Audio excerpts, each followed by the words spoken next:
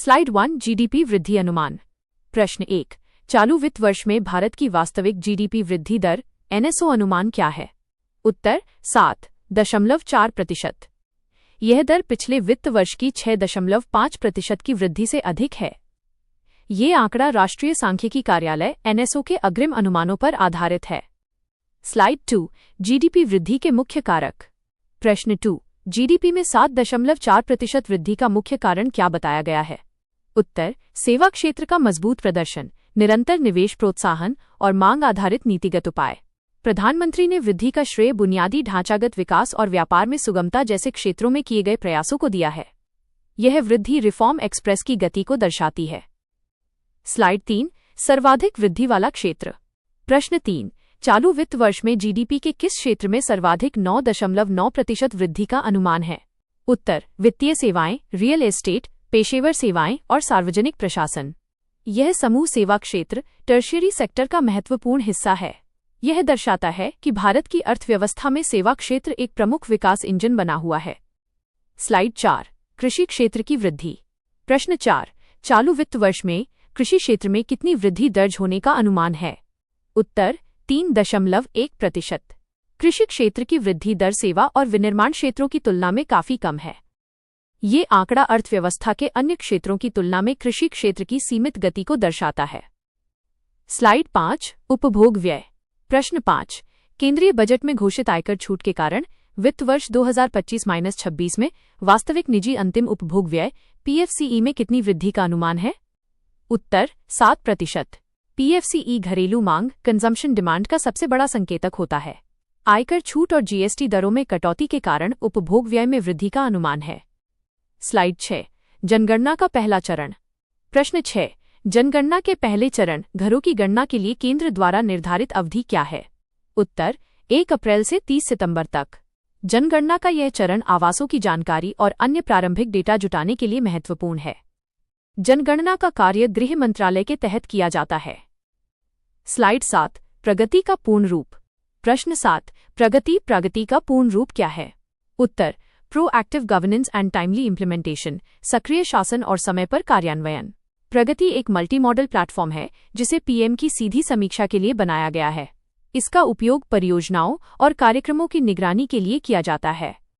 Slide 8 प्रगति का शुभारंभ। प्रश्न 8 प्रगति मंच का शुभारंभ किस वर्ष किया गया था?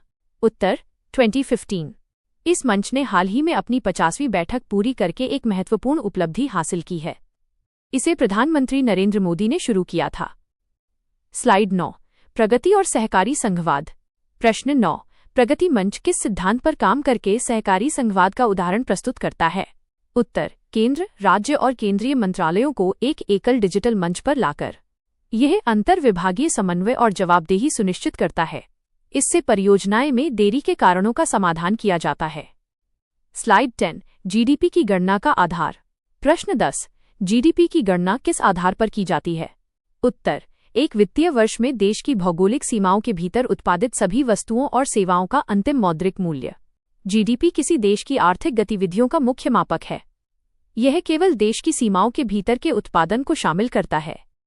स्लाइड 11 वास्तविक जीडीपी। प्रश्न 11 वास्तविक जीडीपी, रियल जीडीपी और सांकेतिक जीडीपी, नॉमिनल जीडीपी में मुख्य अंतर क्या है?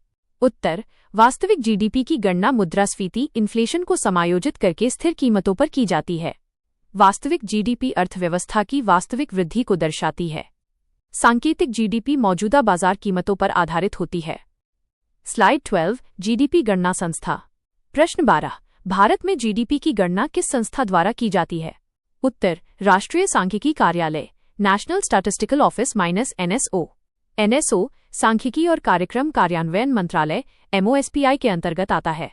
यह संस्था भारत के आधिकारिक आर्थिक आंकड़े जारी करने के लिए जिम्मेदार है। Slide 13 reform express. प्रश्न 13 दिए गए समाचार के अनुसार जीडीपी वृद्धि में रिफॉर्म एक्सप्रेस शब्द का प्रयोग किस संदर्भ में किया गया है? उत्तर भारत में आर्थिक सुधारों इकोनॉमिक रिफॉर्म्स की प्रक्रिया की तेज गति और निरंतरता को दर्शाने के लिए। ये दर्शाता है कि सरकार की नीतियां निवेश और विकास के लिए अनुकूल हैं। ये प्रधानमंत्री द्वारा अर्थव्यवस्था को दिए गए एक उपनाम का उदाहरण है।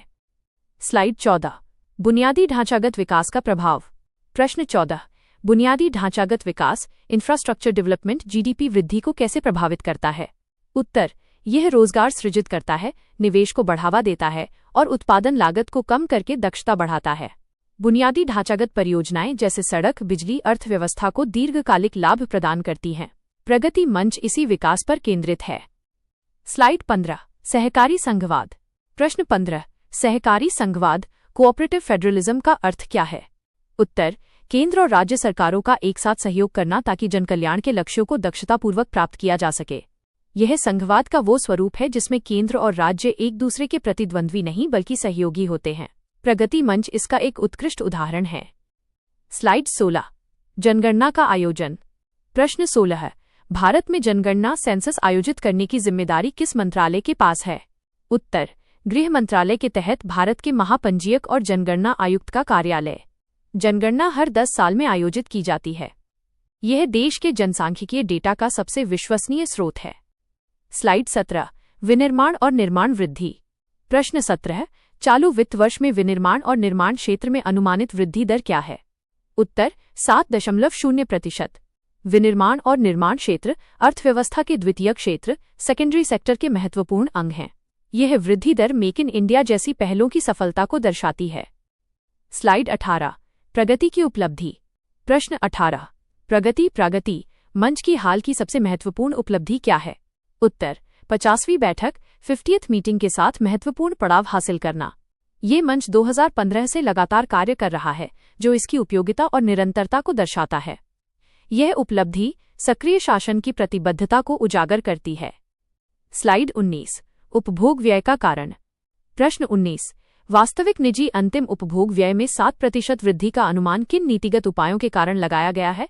उत्तर, केंद्रीय बजट में घोषित आयकर छूट, इनकम टैक्स रिलीफ और वस्तुओं तथा सेवाओं पर जीएसटी दरों में कटौती। इन उपायों का सीधा उद्देश्य बाजार में मांग बढ़ाना और नागरिकों की क्रय शक्ति में वृद्धि करना है। उपभोग बढ़ने से कंपनियों का उत्पादन बढ़ता है, जिससे जीडीपी में वृद्धि होती है।